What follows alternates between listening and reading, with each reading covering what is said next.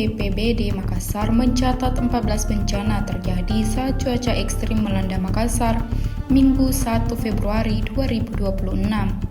Laporan bencana tersebut tersebar di 15 kecamatan di Makassar. Bencana meliputi pohon tumbang, kerusakan rumah warga, hingga gangguan terhadap fasilitas umum dan akses jalan. Kepala Pelaksana BPDB Makassar Muhammad Fadli Tahar menyampaikan tim reaksi cepat atau TRC bersama sejumlah dinas terkait di lingkungan pemerintah Kota Makassar bergerak cepat melakukan respon kedaruratan di seluruh lokasi terdampak. BPBD Kota Makassar telah melakukan asesmen lapangan untuk memastikan tingkat kerusakan yang ditimbulkan, termasuk jumlah warga terdampak serta kebutuhan mendesak yang diperlukan masyarakat. Salah satu titik kejadian pohon tumbang di Jalan Insinyur Sutami, Kecamatan Tamalan Rea menimpa warga.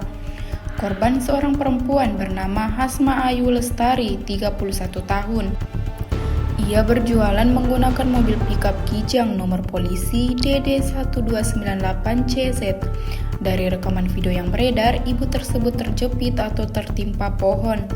Pasca kejadian, personel turun ke lokasi melakukan evakuasi. Warga setempat juga ikut membantu penanganan.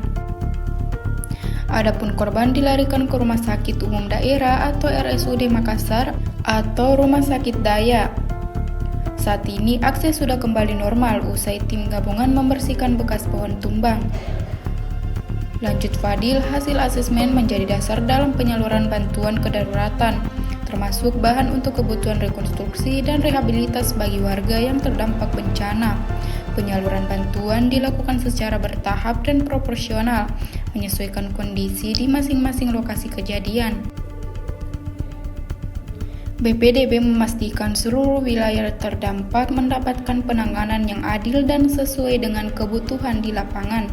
Selain penanganan darurat, BPDB Kota Makassar juga berkoordinasi dengan dinas teknis terkait untuk penanganan lanjutan, seperti pembersihan pohon tumbang, perbaikan fasilitas umum, serta pemulihan akses yang sempat terganggu akibat cuaca ekstrim. Download Tribun X sekarang, menghadirkan lokal menjadi Indonesia.